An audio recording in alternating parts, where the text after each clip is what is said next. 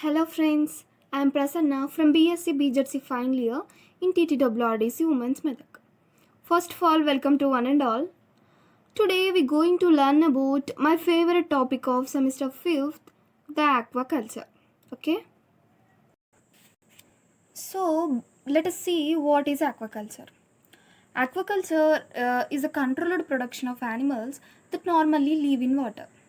That is fish farming. So before entering into the aquaculture, we need to discuss about fishes. Okay. Uh, in almost all the places where you can find water, be it either salt water or fresh water, you can find also fish. There are fishes of all sort of sizes, colors, and shapes, and yet they all are common characteristic which we need know. Fishes are vertebrates. The skeleton is made up of bones or cartilages. Okay? Fishes are vertebrates. The skeleton is made up of bones or cartilage. They are also cold-blooded. Okay, na? They are also cold-blooded. Their body temperature is not constant, meaning it depending on the water temperature. They are also cold-blooded. Their body temperature is not constant, meaning it depending on the water temperature. All fishes have extremities in the form of fins. As you can see in this image, dorsal fin, caudal fin, and the next one is pectoral fin, and the next one is pelvic fin. Last one, anal fin. Okay, dorsal fin, pectoral fin, caudal fin, pelvic fin, anal fin. Another really important fact that one of must remember it, almost all fishes are covered in scales. Okay, all fishes are covered in scales. Two types of water creatures are there, which are freshwater and second one is marine water. The animals raised for producing may include the first one is crustaceans, and the second one is molluscans, and the third one is amphibians, and the fourth one is reptiles. For example, crustaceans, crayfish, and molluscans, oysters, and the amphibians, frogs, and the third one, reptiles, for example, alligators. Fish provide a high quality, high protein supply of meat. Okay. Fish provide a high quality and a high protein supply of meat. As with other agriculture animals, humans soon discovered that by producing their own aquatic animals, that the supply available to the consumer would be more dependable and easier to harvest. Okay. As with other agriculture animals, humans soon discovered that by producing their own aquatic animals, that the supply available to the consumers would be more dependable and easier to harvesting. And also, commercial growing of fish, 5 million tons a year produced. Demands of the consumers has increased.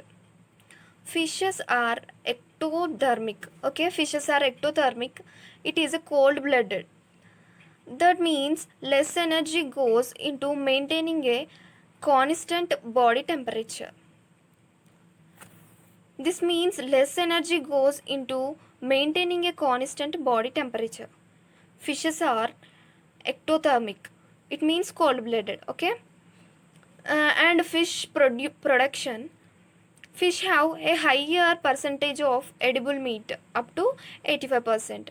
Up to 6,000 pounds fish can be raised on 1 acre. Up to 6,000 pounds fish can be raised on 1 acre. Fish have a high percentage of edible meat, up to 85%. Up to 6,000 pounds fish can be raised on 1 acre. And everything has some advantages as well as some disadvantages. So friends, here also some problems.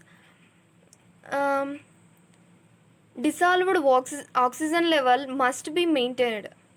And the next one is shipping the meat. It means fish spoil quickly. and operations are labor intensive.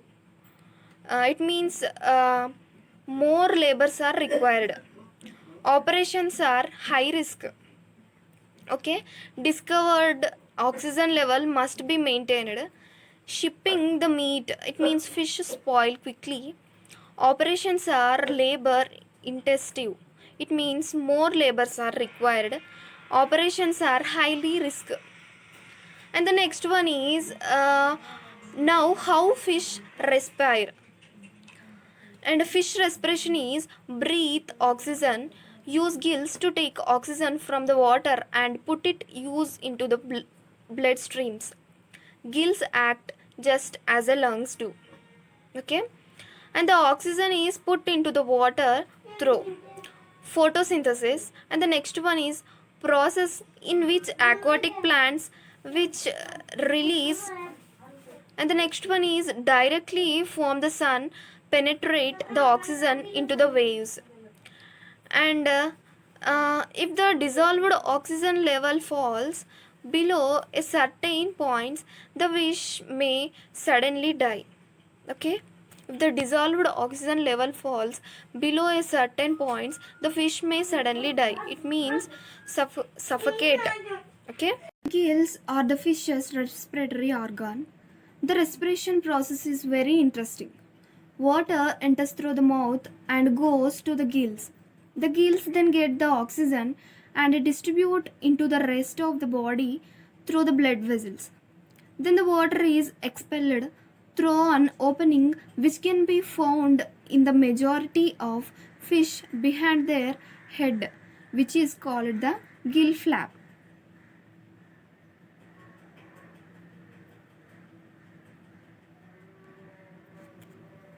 Now, what is fish farming? Okay, enclosure like tanks are used to produce fish for commercial purpose called fish farming.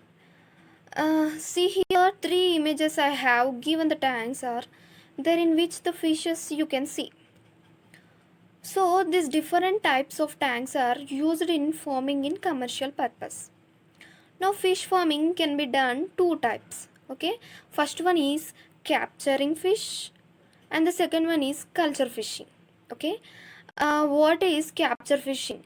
Capture fishing involved obtaining fish from natural resources like in seawater and fresh water. Okay, capture fishing involved obtaining fish from natural resource like in seawater, and the second one is fresh water.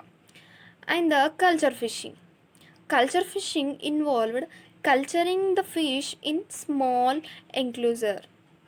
Okay, culturing fish involved culturing the small enclosures. And see here the flow chart capturing fishing in sea and rivers and fresh water. And second one is um, marine fishery and inland fishery. So what is marine fishery?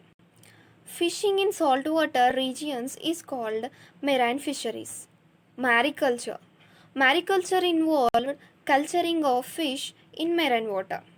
And marine fishery resource include 7,500 kilometers of the Indian coastline. Okay, and the what is mariculture? Mariculture involved culturing of fish in marine water. Mariculture is a specialized branch of aquaculture involving the cultivation of marine organisms for food and other product in the open ocean and enclosed section of the ocean. Okay, and what is inland fishery? Inland fishery comprise freshwater and seawater where fish are tapped or captured. Okay, and the freshwater resources include canals, ponds, and rivers, some resources, some reservoirs. Seawater reservoirs include oceans. There is an overlap between bodies of water classified as a coastal uh, it means lagoons. Okay, and the second one is bodies of water classified as a estuaries. First one is lagoons and the second one is estuaries. See this image as inland fisheries. Okay, and the second one is estuaries and the lagoons. Okay, cultures. The first one is intensive aquaculture and the second one is extensive aquaculture. Okay, let us see what is intensive aquaculture. In intensive culture system, there is a decreased dependence on the availability of natural food and greater dependency on the use of commercial feeds. And the second one is the food of the fish kept within the such holding areas are limited by space and tolerance, ability to grow at the raised stocking density, and maintenance of environmental parameters rather than the production of a natural food supply. See here, the first one is in intensive culture system, there is a decreased dependence on, and the second one is extensive aquaculture. Okay, extensive aquaculture is the other form of the fish farming. Extensive aquaculture is more basic than intensive aquaculture in that less effort is put into the husbandry of the fish. Extensive aquaculture is done in the oceans and natural and man-made lakes, rivers, some floats. Fishes are contained within these habits by multiply mesh enclosures, which also function at trapping nets during the harvest. Okay, the extensive aquaculture is the other form of fish farming. Extensive aquaculture is more basic than intensive aquaculture. In this aquaculture, we can use lakes and oceans and rivers, floods, etc. And extensive aquaculture and the quality fish seed. Okay, we can see quality fish seed. One problem with such composite fish culture is that many of these fish breeds only during monsoon. Even if fish seeds in collected from the wild, it can be mixed with that one other species as well. So a major problem in fish farming is the lack of available of good quality seeds. To overcome this problem, um, we can some way have now be working out to breed this fishes ponds using hormonal stimulation. Fishing are now injected with hormones that stimulate the production of egg seeds or seeds. This has ensured the supply of pure fish seeds in described the quality. Okay, what is the quality fish seed? One problem with such composite fish culture is that many of these fish breeds only during the monsoon. Even if fish seed is collected from the wild, it can be mixed with that other species. See these images, quality fish seed and injecting hormone in fishes. Okay, the left side image is injecting hormone in fish and the right side image is quality fish seed. You can observe two images, and the next one is egg production. Okay, what is the egg production? When small fish hatch, called fry, they are placed in the tanks until they are about 2 inches long. So it is called the fingerlings. Okay, when small fish hatch, it is called fry. They are placed in tanks until they are about 2 inches long. So it is called the fingerlings. And the fingerlings are transferred into a ponds or hedge tanks until the weigh 2 ponds. Okay, fingerlings are transferred into a ponds or hedge tanks until they reach 2 ponds. This is a egg production. Okay, and the second one is when small fish hatch, they are called fish fry.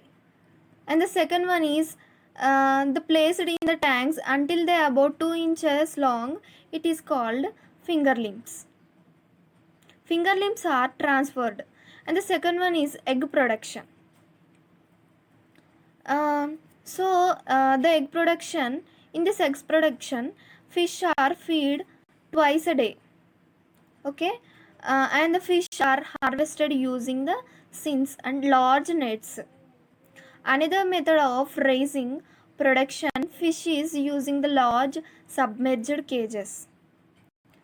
In this egg production, and the second one is cages. In these cages, some advantages are there. There are 4 important points. The first point is fish may be inspected more closely. Okay, the fish may be inspected more closely. And the second one is less feed is wasted. Okay, less feed is wasted. And the third one is predator problems are solved. The predators problems are solved. And the third one is harvesting is arise. So harvesting is easier. So these are 4 points. The first point is fish may be inspected more closely, and the less feed is wasted, and the predators problems are solved, and the fourth one is harvesting is arise. These are some advantages in cages.